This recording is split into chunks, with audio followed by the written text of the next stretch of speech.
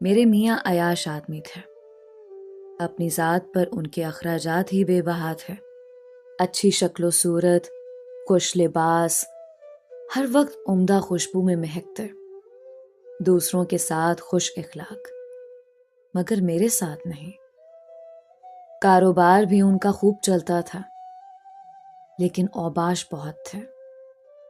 دولت برسنے لگی تو بری صحبت میں پڑ گئے۔ پہلے بہت اچھے تھے، میرا خیال رکھتے تھے۔ جب 3 بچوں کی ماں بن گئی، میری توجہ بچوں کی جانب مبذول رہنے لگی۔ موصوف نے مجھے نظر انداز کرنا شروع کر دیا۔ ساری توجہ باہر کی سرگرمیوں کی طرف رہنے لگی۔ باہر کی سرگرمیاں کیا تھیں؟ رقص و موسیقی کے رسیا تھے۔ کوٹھوں پر جا کر طوائفوں کا ناچ گانا سنتے، پہلے کبھی کبھار جاتے، پھر یہ روز کا معمول ہو گیا کہ ایک نوخیز طوائف زادی سے دل لگا لیا تھا۔ شراب و کباب کے اس قدر رسیا ہو گئے کہ گھر بار کا ہوش نہ رہا۔ بچوں کی ذمہ داریاں مجھ پر ڈال دیں اور خود آزاد ہو گئے۔ دن بھر اپنے کاروبار کے سلسلے میں اور رات کو عیاشی میں ڈوبے رہتے۔ صبح 11-12 بجے سو کر اٹھتے اور دفتر چلے جاتے۔ یہی ان کا معمول تھا۔ ان کو اپنی سرگرمیوں سے فرصت نہ تھی کہ بیوی بچوں کو کچھ وقت دے پاتے۔ گھریلو مسائل سے نظریں چرانے لگے۔ جب ان کی لاپرواہیاں حد سے بڑھ گئیں، میں نے دبی زبان میں احتجاج شروع کر دیا۔ پہلے تو جھوٹ کا سہارا لیا کہ کاروبار بہت بڑھ گیا ہے، تبھی مصروفیت بڑھ گئی ہے، گھر کو ٹائم نہیں دے پاتا۔ روز آدھی رات کے بعد شراب کے نشے میں دھت آتے اور بات بے بات الجھتے، میری اور بچوں کی نیند خراب کرتے۔ کچھ کہتی تو بری طرح مارنے لگتے۔ تب میرے صبر کا پیمانہ لبریز ہو جاتا۔ خوب روتی رہتی اور نصیب کو کوستی کہ خدا کرے یہ دولت نہ رہے، جس کے بلبوتے پر خود تو عیاشی کرتے ہیں اور ہم کو پائی پائی کے لیے ترساتے ہیں۔ خدا کی کرنی انہی دنوں میرے شوہر کو ان کا ایک پرانا کلاس فیلو ملا۔ اس کا نام شاہد تھا، بہت نیک تھا۔ یہ ان کا بچپن کا دوست تھا۔ اسکول میں پرائمری سیکشن کے طالب علم تھے۔ مدت بعد شاہد سے ملاقات ہو گئی۔ دونوں بہت خوش ہوئے۔ ظاہر ہے کہ بچپن کے دوستوں سے ملاقات دلی مسرت کا باعث ہوتی ہے۔ شاہد کو خبر نہ تھی کہ نعیم کو دولت نے اس قدر تبدیل کر دیا ہے کہ ایک محنتی اور ذہین آدمی اب شراب و کباب کی نظر ہو چکا ہے۔ وہ دوسرے شہر میں رہتا تھا، اس لیے مدت سے ملاقات نہ تھی، اور نعیم کی زندگی کا یہ پہلو اس سے چھپا ہوا تھا۔ یہ شاہد کو گھر لے آئے۔ باتوں باتوں میں اس نے ذکر کیا کہ ملازمت اس شہر میں ہو گئی ہے اور اب وہ رہائش کے لیے کرائے پر مکان کی تلاش میں ہے۔ میرے شوہر نے فوراً آفر کر دی کہ میرا گھر حاضر ہے، اتنا بڑا گھر ہے، اس کے اوپر والے پورشن میں رہائش پذیر ہو جاؤ۔ کرائے وغیرہ کی تو نعیم کو حاجت نہ تھی اور اوپر والا پورشن خالی پڑا تھا۔ ان کو فائدہ یہ تھا کہ شاہد اور ان کے افراد خانہ کو ساتھ رکھنے سے میں تنہا نہیں رہوں گی، کیونکہ وہ خود تو اب مستقل گھر سے غائب رہتے تھے اور میں کلی طور پر ملازموں کے رحم و کرم پر رہ جاتی تھی۔ شاہد نے کچھ پس و پیش کے بعد اس آفر کو قبول کر لیا اور ہفتے بعد وہ بڑی بہن کے ہمراہ ہمارے اوپر والے پورشن میں شفٹ ہو گیا۔ اس کی یہ بہن شادی شدہ تھی، لیکن شوہر سے ناراضگی کے سبب اپنے بھائی کے ساتھ رہتی تھی۔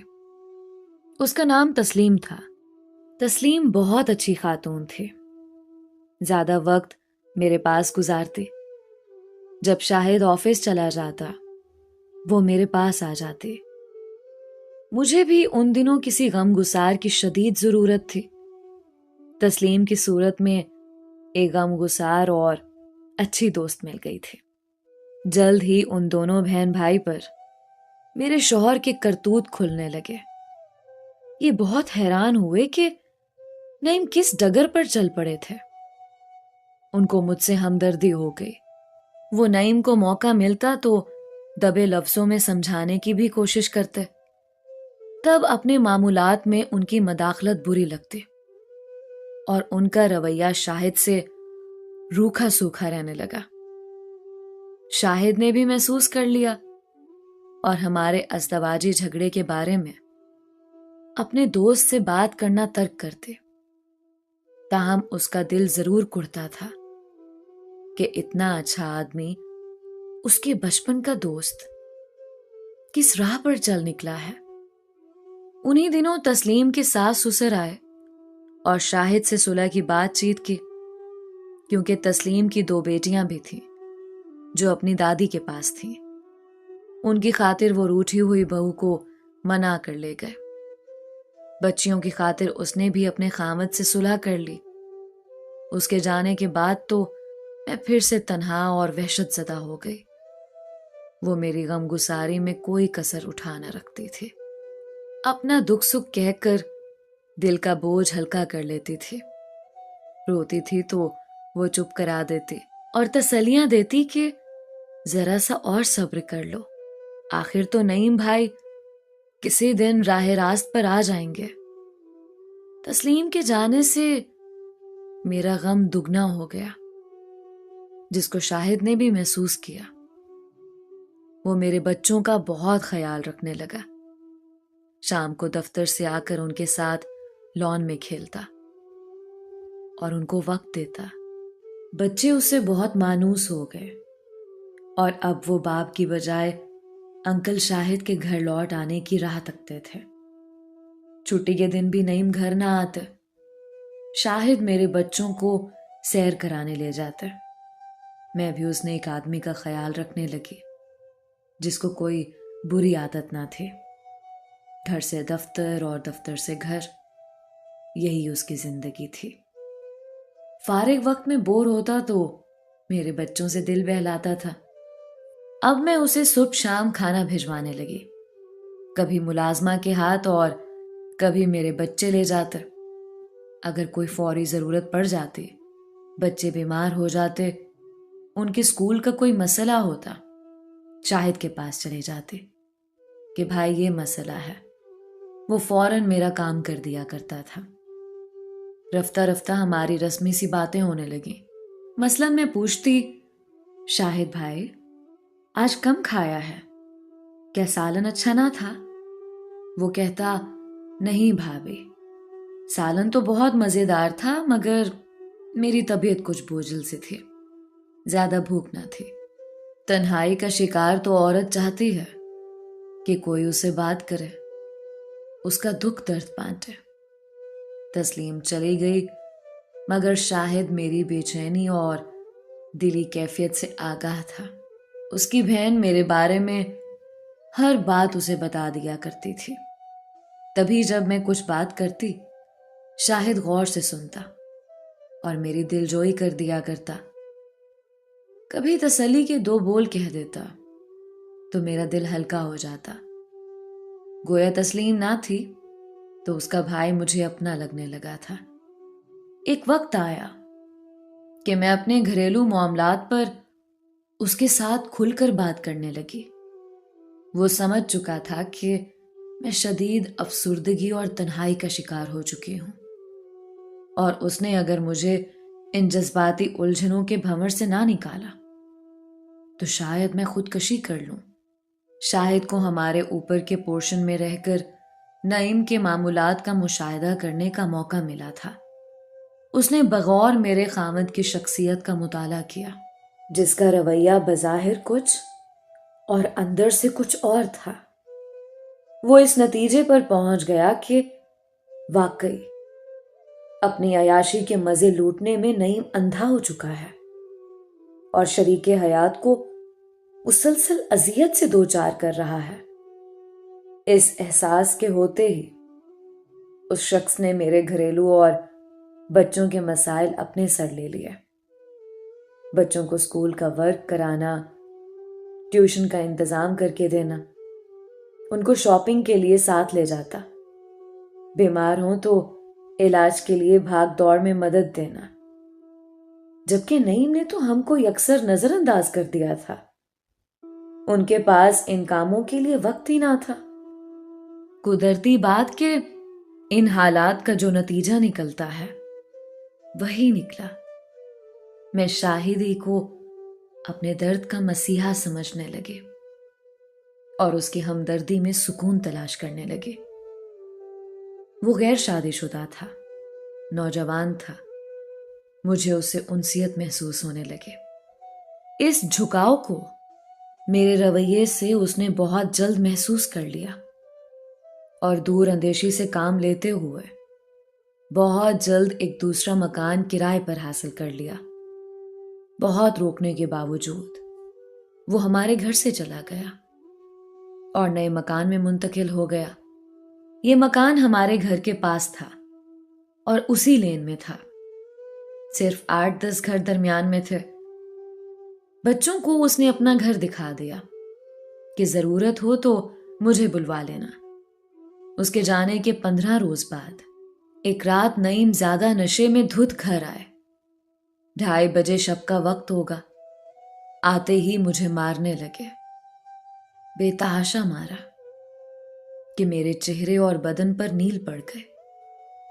دراصل وہ اپنے حواس میں نہ تھے، نہ جانے کس آوارہ حسینہ سے لڑ کر آئے تھے کہ تمام غصہ گھر آتے ہی مجھ پر اتار دیا۔ صبح وہ بے ہوش پڑے تھے اور میرے حال کی کچھ خبر نہ تھی۔ رو رو کر ہلکان ہو گئی تو بے قراری میں بچوں کا ہاتھ تھاما اور گھر سے نکل گئی۔ گلی سے گزرتے ہوئے میرے بڑے بیٹے سلیم نے، جس کی عمر ان دنوں 7 برس تھی، اشارے سے بتایا کہ امی یہ انکل شاہد کا گھر ہے۔ اتوار کا دن تھا۔ میں تو غم سے بھرے ہوئے دل کے ساتھ یوں ہی بوجھل قدموں سے چل پڑی تھی، بغیر سوچے کہ بچوں کو لے کر کہاں جا رہی ہوں۔ سلیم کے اشارے پر میں نے اپنے غم گسار کا در کھٹکھٹایا۔ شاہد خود باہر آیا، مجھے بچوں کے ہمراہ دروازے پر دیکھ کر پوچھا، آپ خیر تو ہے؟ میں نے بتایا، شاہد بھائی خیر نہیں ہے، رات بری طرح نشے میں نعیم نے مجھے مارا ہے اور میرا سارا بدن نیل نیل کر دیا ہے۔ یہ دیکھو۔ میں نے چہرے سے چادر ہٹائی اور اپنی گردن بھی دکھائی، جس پر گلا دبانے سے نیلا اور کالا نشان توق کی صورت میں موجود تھا۔ اس کو بے حد دکھ ہوا، بولا، بھابھی اندر آ جائیے، یہاں دروازے پر بات کرنا ٹھیک نہیں۔ میں نے اس کے گھر کے اندر قدم رکھ دیا اور تمام احوال کہہ سنایا۔ حالات کا تو وہ خود چشمدید گواہ تھا۔ پوچھا، اب آپ کیا چاہتی ہیں؟ میں اس ظالم شخص سے چھٹکارا چاہتی ہوں، اس کے سوا کوئی چارہ نہیں ہے۔ کیا عدالت سے رجوع کرنا چاہتی ہیں؟ ہاں، کوئی اچھا سا وکیل کرنا چاہتی ہوں جو خرچہ بھی اس ظالم سے دلوائے۔ اس کے ساتھ رہنے سے اب جان کا خطرہ ہے۔ وکیل کرا بھی دیا تو کہاں رہیں گی؟ ظاہر ہے دعویٰ دائر کرنے کے بعد آپ اس کے گھر میں تو نہیں رہ سکیں گی۔ میرے پاس اتنے پیسے ہیں کہ سال بھر میں کرائے کے گھر میں رہ سکوں۔ یہ زیور ہے۔ اس نے کہا، سوچ لیجئے بھابھی۔ میں نے سوچ لیا ہے شاہد، انسان کو اپنی جان بھی تو پیاری ہوتی ہے۔ جان کا خطرہ ہو تو کسی دیوانے کے ساتھ کون رہ سکتا ہے؟ بچے تو کسی صورت اس کو نہیں دے سکتے، وہ ان کے مستقبل کا بھی ستیہ ناش کر دے گا۔ میری التجا پر اس نے مدد کا وعدہ کر لیا اور کہا ابھی تو گھر واپس جائیے، میں کسی اچھی وکیل کو دیکھتا ہوں اور کوئی کرائے کا مناسب مکان بھی۔ باقی باتیں بعد کی ہیں۔ شاہد کے کہنے سے گھر لوٹ گئی، لیکن اب مجھے شوہر سے نفرت ہو گئی تھی۔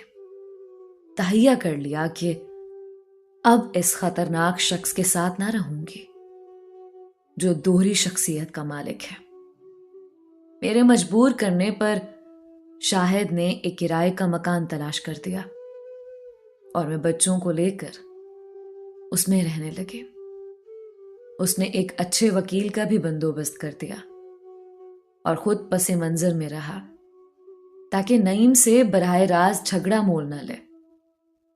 یہ سب کچھ میری التجاؤں پر کیا تھا، حالانکہ وہ نہیں چاہتا تھا کہ میں ایسا قدم اٹھا لوں، لیکن ظلم سہنے کی بھی کوئی حد ہوتی ہے۔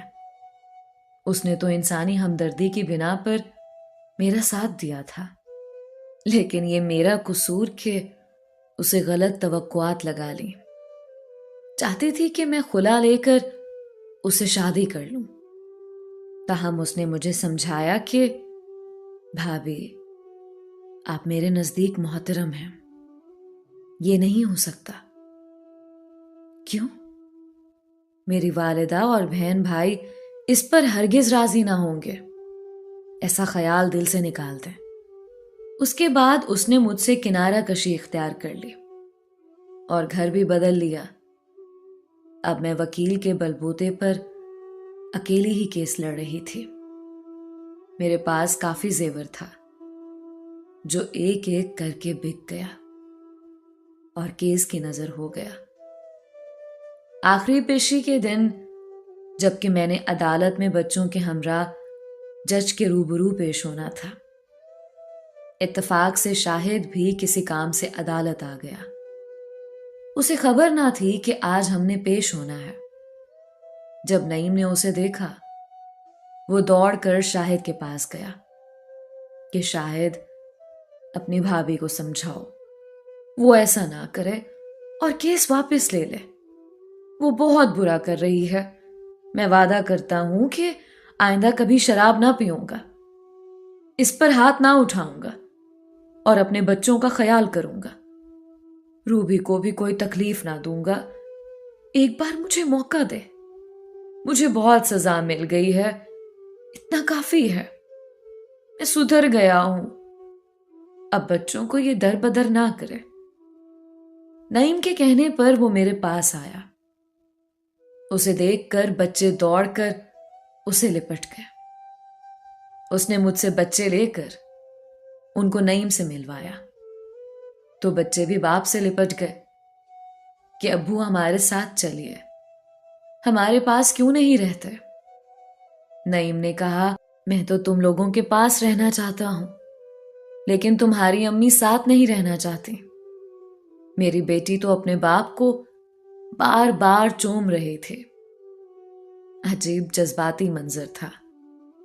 میں ذرا دور کھڑی اس منظر کو ڈبڈبائی آنکھوں سے دیکھ رہی تھی۔ پھر نعیم شاہد کے ہمراہ میرے پاس آئے اور بولے روبی، خدا کے لیے مجھے معاف کر دو، وعدہ کرتا ہوں کہ پھر کبھی تم کو شکایت کا موقع نہ دوں گا، ان معصوم بچوں کی خاطر ہم ساتھ رہیں گے، ناراضی ختم کر دو، میں تمہاری ہر شرط ماننے کو تیار ہوں۔ شاہد ساتھ نہ دیتا تو میں کیس کرنے کی جرات نہ کرتی۔